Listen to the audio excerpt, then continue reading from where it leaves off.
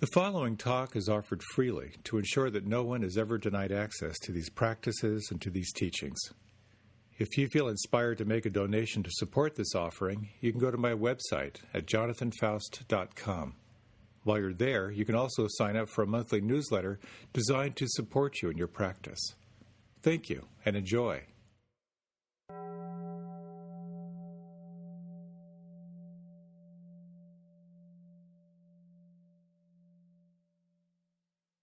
There once was a beggar who sat on a box by the side of the road for many, many years.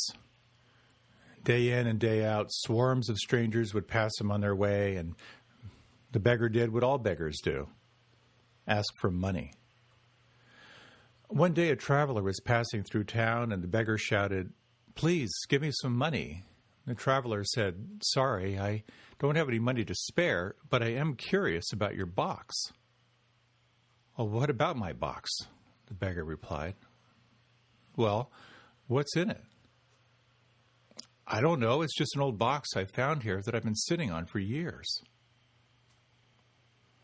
Persistent in his inquiry, the traveler once again asked what was in the box, and the beggar replied, "I've never looked." "Well, why not?" Because there's nothing there," the beggar said. The traveler responded, "Well, let's take a look, shall we?"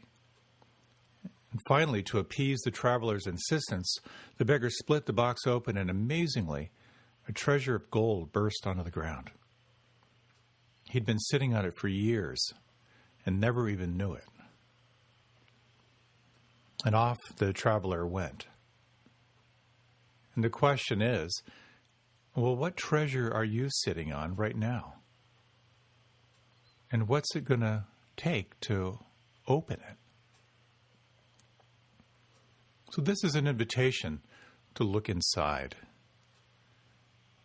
And a fundamental question is, what is the goal of meditation practice? Is it to be a little bit happier, a little bit better, a little more content, a little less reactive? And no question, practice can do that for you. There's so much advertising now for meditation trainings. Saw one the other day, designed for executives, that's all about giving you the mindfulness edge.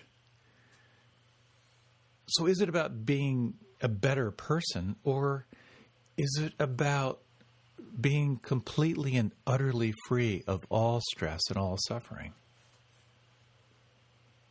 You could say there are two paths. There's the path of self-improvement, becoming a better person, and the path of liberation, or awakening, or enlightenment. They're not necessarily mutually exclusive, but there are different trainings and different philosophies that orient you in different ways. Different traditions speak of self-realization, or awakening, or enlightenment, or wakefulness. And a word of warning, I am relatively sure I am not a fully realized enlightened being, so whatever I share will probably be suffused with ignorance, projection, and wild hallucinations. But nonetheless, I hope it might be helpful. And maybe when you think about the word awakening or enlightenment, chances are, as you've thought about it, you might think of it as some like extraordinary otherworld experience. There's a lot of cultural baggage around the concept and the term.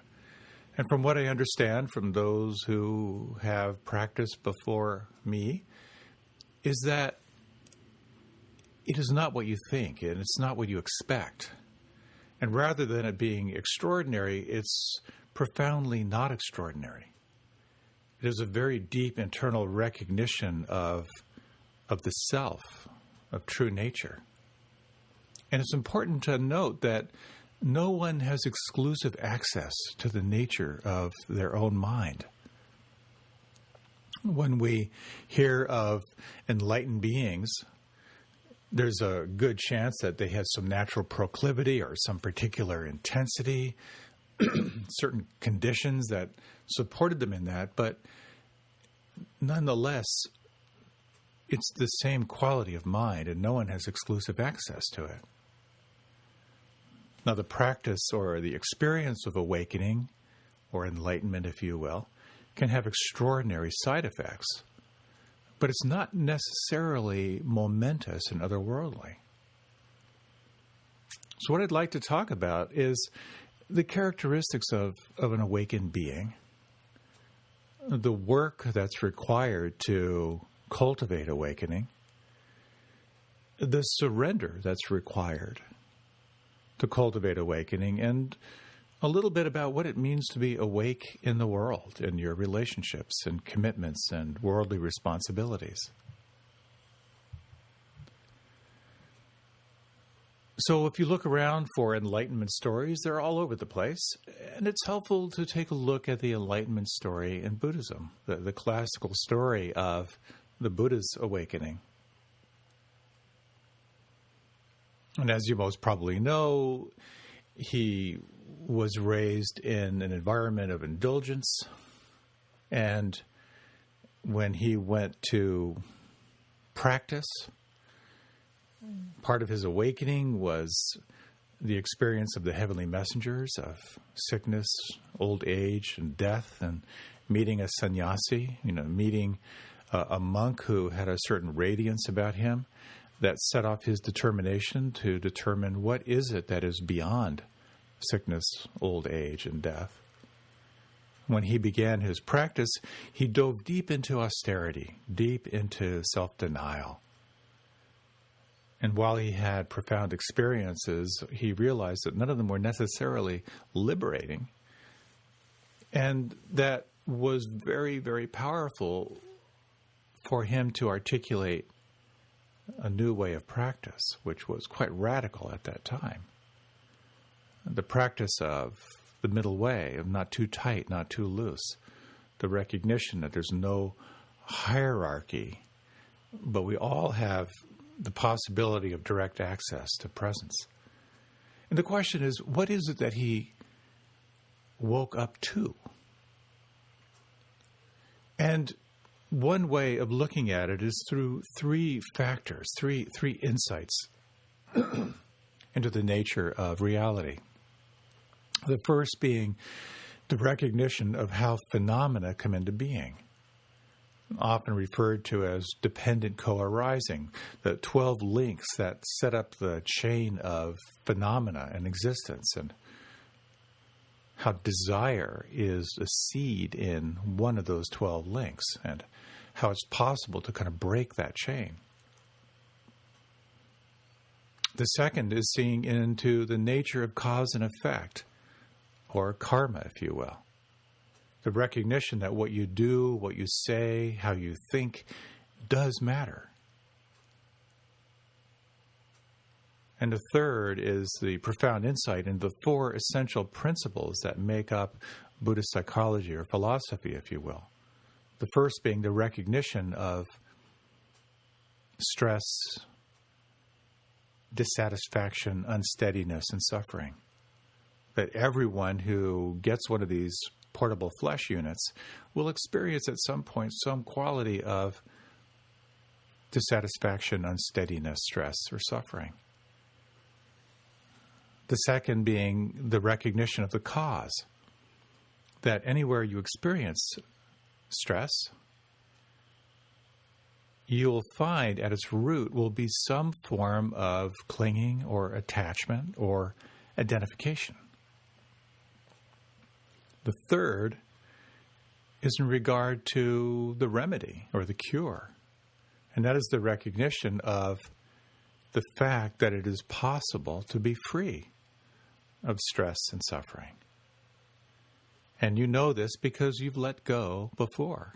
If you let go a little, you'll experience a little bit of internal space and freedom. If you let go a lot, a lot.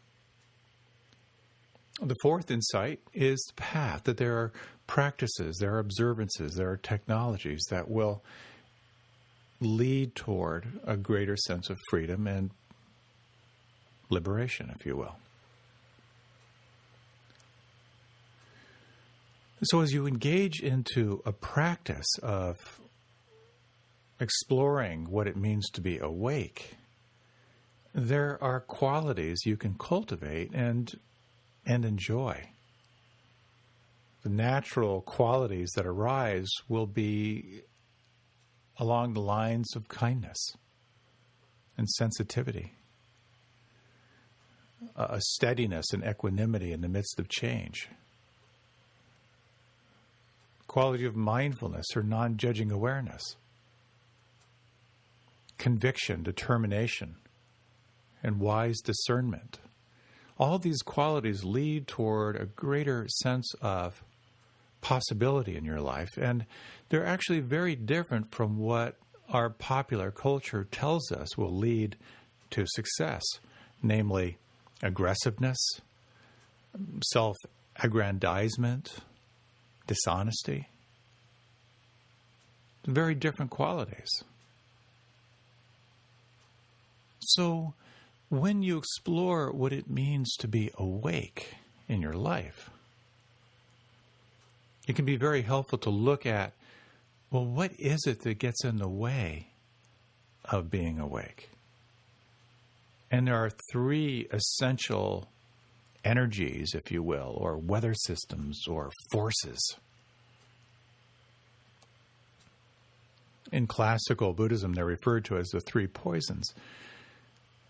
And the first has to do with desire. It is the wanting, craving, can't quite get enough quality of mind. There's an essential deep strain in wanting. The second is the opposite. It is when the mind is caught in aversion, when the mind is caught in anger or judgment or blame or ill will or hatred. And the third energy has to do with delusion or confusion, which is essentially when you believe something's true and it's not, or you believe something isn't true and it actually is. These three essential forces make it impossible to be present and make it impossible to be awake. So let's do a little Zen pop quiz, a short meditation or reflection on these qualities. If you like, you can close your eyes and take a breath, long, deep breath, and notice where you feel the breath the most predominant inside. And take a moment to sense as best you can this quality of desire and wanting and greed. Can you feel that? What it's like to be gripped by that mind state. And can you imagine who you are free of desire for just a moment or two? Not wanting anything right now.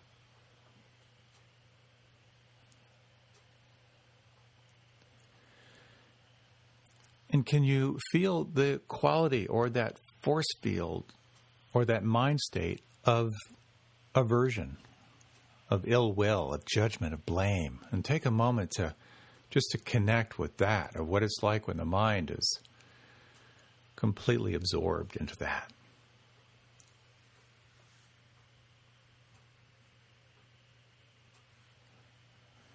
And can you imagine, just for a moment, who you are not touched by aversion? Perhaps a quality of contentment, a quality of appreciation right now.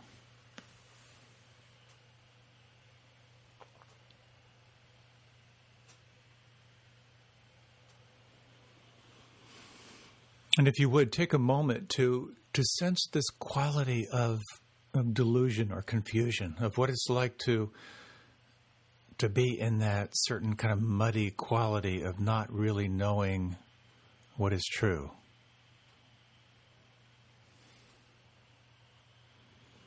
And then you might like to sharpen your attention to the sensations, to the sounds happening right now.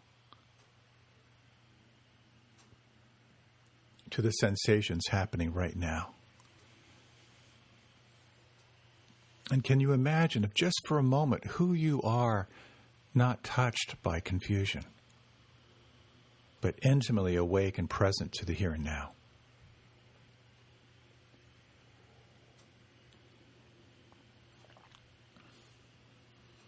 Sometimes being aware of these three energies can be quite helpful, because as soon as you can identify and name them, you begin to separate your identification from them. And so if you like, you can open your eyes or feel free to remain with them closed. The more you engage into practice, or as I like to say, the more you cultivate non-judging awareness, the more you open into a quality of presence. And there are certain characteristics that begin to arise, and certain characteristics of what it means to be an awakened being. And here are, about 10 or 15 of them. An awakened being has more natural attention on the present moment, less caught in future and past anxiety, more here, more present. An awakened being has more enhanced qualities of discrimination, less reactive, so they're more present and they see and feel and experience what's here.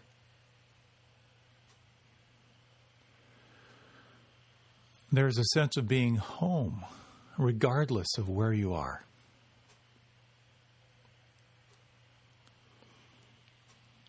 An enhanced appreciation of aesthetics, an appreciation of beauty, a greater sense of empathy, a capacity to feel what others are feeling, more access to non-judging mind, an increased sense of joy, spontaneous joy. Less and less, and perhaps even no fear of death. An indifference toward fame and self-perception. Quality relationships without clinging. A perception that every moment is now. A disinterest in psychic abilities, although they may arise.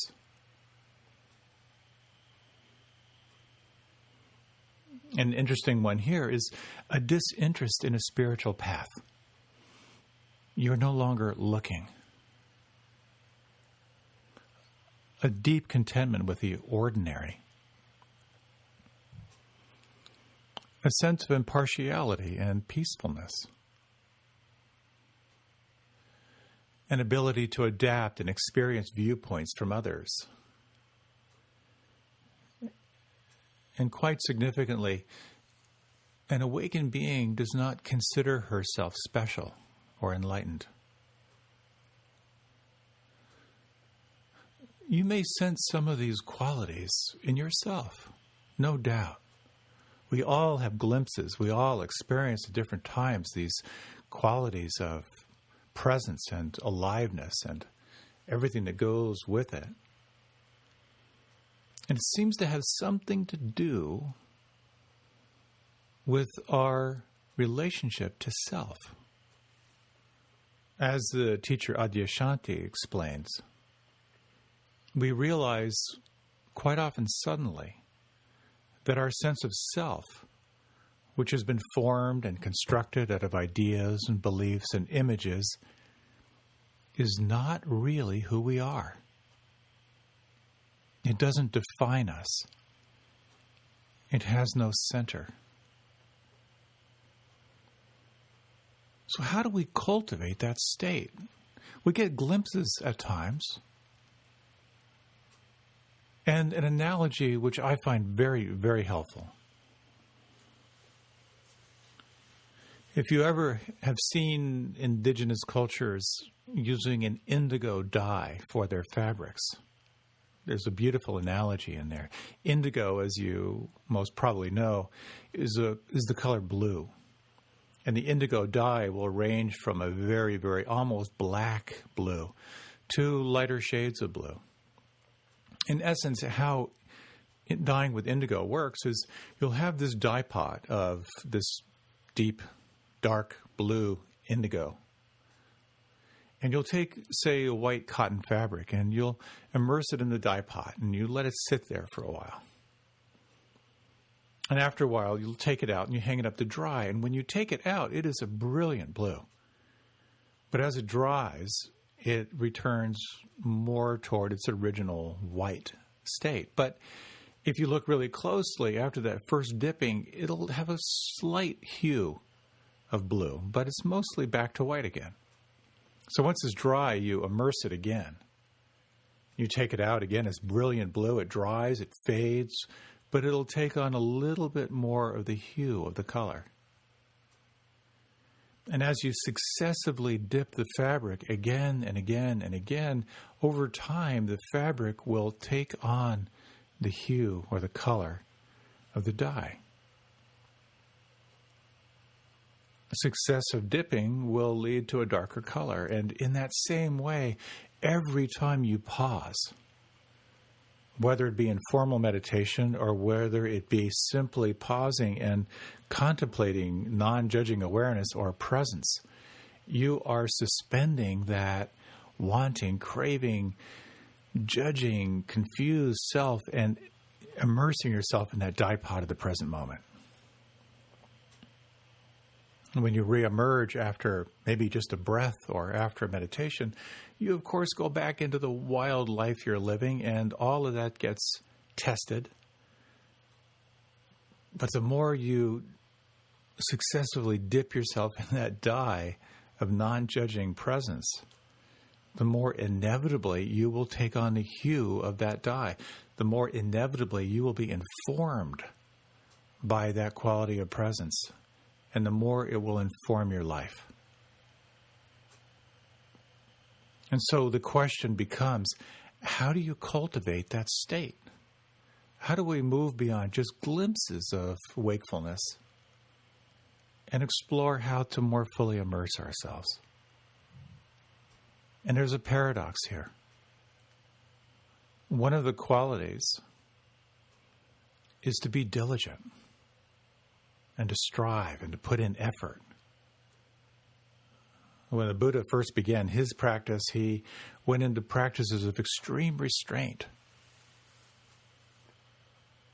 And we all do that at different times. You have no doubt in your life, when you really, really want something, you give everything you got to making it happen. And as I put in my years in a monastic setting, I engaged into practices of denial with a great deal of enthusiasm. I had a celibacy vow for many years. I had a poverty vow. I vowed I would only read scripture for quite a few years. I put my beloved New Yorkers away. I engaged deeply into seva, or selfless service, working 6.5 days a week with real diligence. And I believed it was only a little bit of time, only a period of time before the lights would come on, if you will. And the truth is, I had massive shifts. I had profound rushes of intense happiness and deep insights into my own conditioning, to my undigested wounds, and to seeing all the different forces that were informing my life. And one of the greatest benefits I got was understanding more and more this sense of what it means to be the observer, what it means to be the witness of my experience. The less attached we are to our moment-to-moment experience, the more we can observe it. And in that observation, instead of reacting, we can have more options. We can respond to our life. And a huge benefit arose from my phase of intense restraint and focus. While I would say there were, again, more glimpses of what it means to be awake, the great benefit was sort of a burning off of everything that wasn't me. The classic example is if you want to make a statue of an elephant, cut off everything that isn't an elephant. That's kind of what concentration practice, willful practice will do. And I understand why people live in caves. I really understand the power of uninterrupted internal practice. At the end of my first month-long silent retreat, I would have given anything to keep going. And I understand, too, why when saints in their practice are silent, that the practice of silence is not a discipline. It's more the fact that it's almost unbearable to break that connection to presence. And so when you engage into practice, inevitably you will become more and more aware of the streams of phenomena, the flow of phenomena in your life. And if you like, let's do another little practice. You can close your eyes if you like, and again, take a moment to deepen your breath and to slow down your breath. And imagine, if you would, this seat of the witness of who you are, as the great Vipassana teacher Ajahn Chah says, the one who knows. And can you sense or observe or witness the stream or the flow of sensations right now? The sounds, quality of feeling. Notice how they change.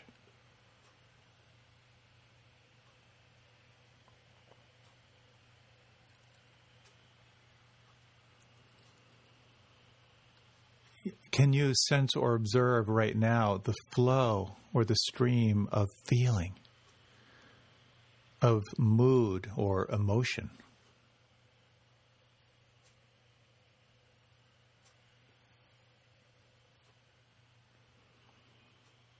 Is it possible to be aware of the flow or the stream of thought forms, the narrative or commentary?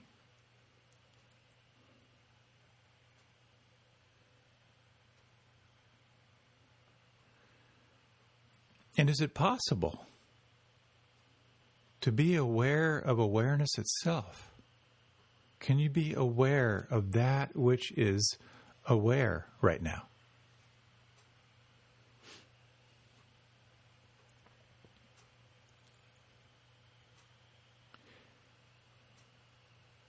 And if you like, you can deepen the breath. And you can let the eyes open. There's a quality of who you are that is this observer.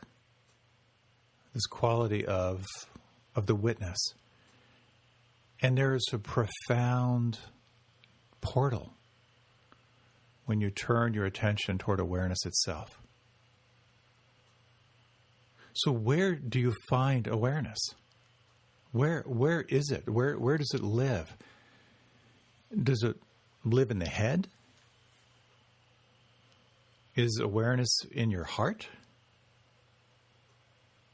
Is it in your gut, in your enteric nervous system? Where is the location of awareness? And you may find, if you investigate awareness right now, it's not a practice of focus. It's a practice of allowing.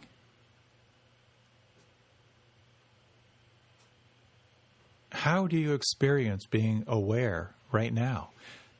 And can you imagine awareness being aware of itself right now?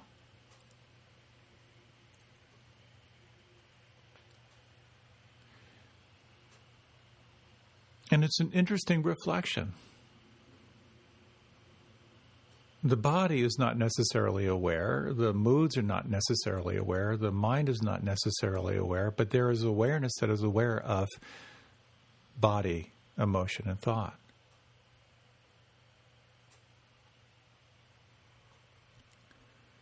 So there is something here about willful practice which is enormously helpful,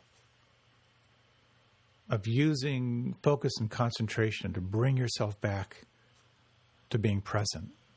And that can cultivate this sense of who you are as the observer of change. Some traditions focus solely on concentration. As you explore awakening, having a moderate path is recommended by many. You take time daily to pause and to reflect. You build in those mindful moments. So you disengage and then you re-engage into your life. And it's like tempered steel. You heat it and then you let it cool. And sometimes it's really helpful to set off a depth charge, to practice intensively. It can kind of shock the system into a new view or a new perspective. And if you ever have the opportunity to do some time of intensive practice, say perhaps one of our week-long Vipassana retreats where you are in silence and deeply, deeply immersed, I highly recommend it. I honestly don't know of a better investment in time or fortune. And you may find that you are dramatically informed by those times of intensive practice. So the willful practice was very, very important. But as someone reportedly said to a friend, they said, enlightenment has got to be a profound state of laziness. And a friend said, what the heck are you talking about? And they responded, well, have you ever seen a statue of the Buddha jogging? So willful practice only takes us so far. And as Thich Nhat Hanh explains about his moment of awakening, he says, I laugh when I think how I once sought paradise as a realm outside the world of birth. It is right in the world of birth and death that the miraculous truth is revealed. But this is not the laughter of someone who suddenly acquires a great fortune, and neither is it the laughter of someone who has won a victory. It is rather the laughter of one who, after having painfully searched for something for a long time, finds it one morning in the pocket of his coat. So once again, we strive, we practice as that beggar, and we don't realize that what we're looking for is right here. And this leads to another quality to cultivate in awakening, and that is the practice of surrender. One of the best stories I have run across about this element of practice comes from the tradition in which I studied and lived for a couple decades. And it's the story of Swami Kripalu, who was the inspiration for Kripalu Yoga and the Kripalu Yoga Ashram and Kripalu Center in Western Massachusetts. So much of his life was about willful practice. He was incredibly disciplined. 10 hours a day of meditation in silence for many, many years. And his willful practice transformed him. It opened again the sense of witness consciousness, and it led to a very deep inquiry into the surrender practices. And as the story goes, in the monsoon season, I believe in the province of Gujarat in India, where he lived, the Narada River would flood. And he was a traveling Swami, and different communities would support him in his practice. And as the story goes, he was very, very deep in his practice, very deeply absorbed. And then suddenly he stood up and he walked to the river and just walked right into it. He got swept away by the currents. And I guess he kind of came to and was suddenly struggling for his life. He heard a voice in the midst of that wild struggle. And it was the voice of his teacher that said, "Stop swimming."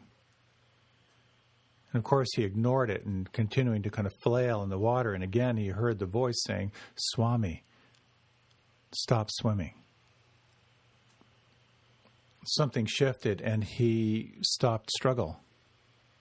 He just let go. And again, as the story goes, he moved into a profound bliss state, just floating on the river, and spent quite a bit of time deeply, deeply absorbed in a state of ecstasy. At some point, we have to let go. At some point, you let go of everything. And how do you cultivate that in practice? So again, if you will, a short period of reflection. If you like, you can close your eyes. And again, feel the breath.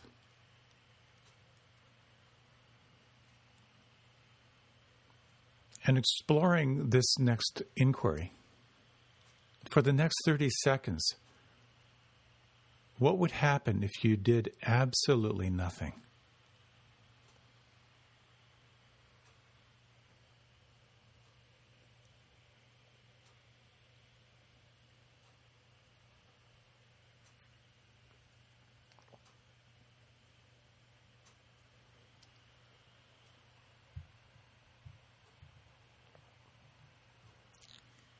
And if you like, you might deepen the breath.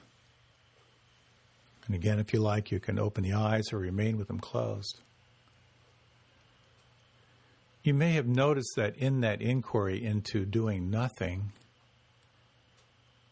there was a lot happening. The streams or the flow didn't stop. Sensations keep going. Moods and emotions are like clouds just forming and shifting. Thought forms, the commentary, it's all going, and yet you aren't doing anything. How do we turn our attention to this quality of profound letting go? How do we open attention to awareness itself? The teacher Rupert Spira says, well, there's no how. How could you take a step toward yourself?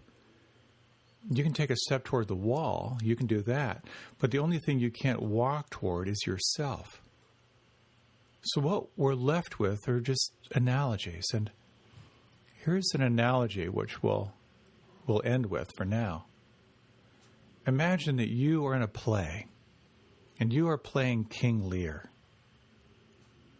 And there are 2 steps required to be fully awake. The first step is to recognize that you are not King Lear. You are playing the role of King Lear. And the second step is to look into the nature of you. It's not enough to recognize that you are the awareness with which feelings and thoughts are known. You need to recognize the nature of awareness, this innate nature. And it has been described as a deep sense of peace, a quality of ineffable happiness and contentment. And a quality of ever-present consciousness. And this is where the fear of death falls away, when you realize that you are the presence beyond the body and mind. And in this recognition, there can be this sense of, I've always been myself. And think about it,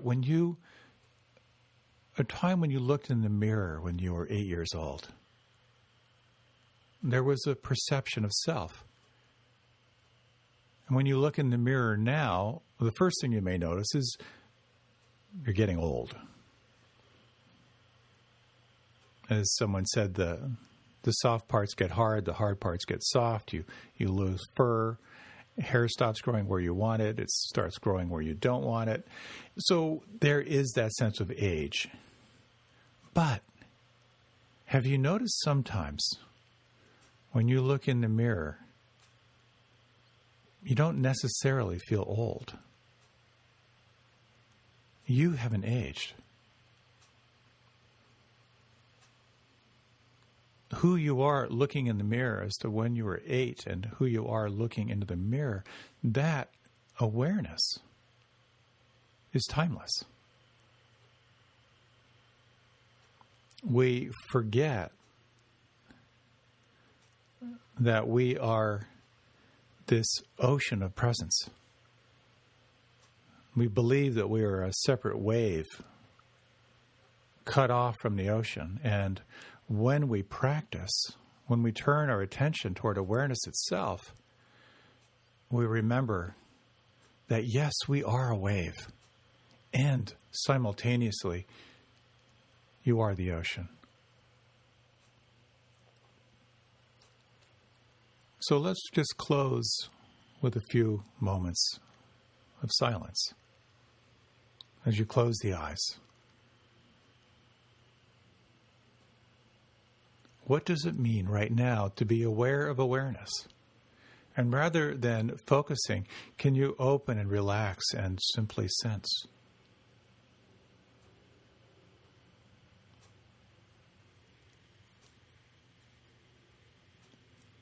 And you may sense the value of willful practice, of guiding yourself back to the here and now.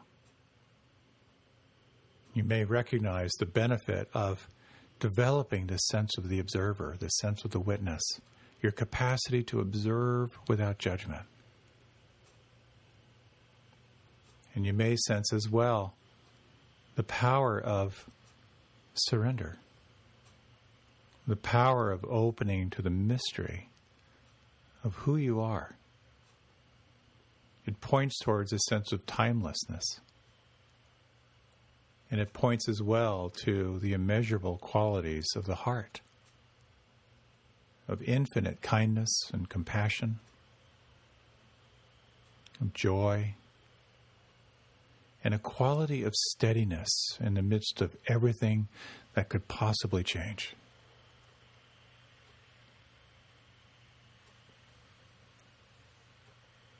In these final moments, you might reflect on your willingness to open more and more to the mystery of this life.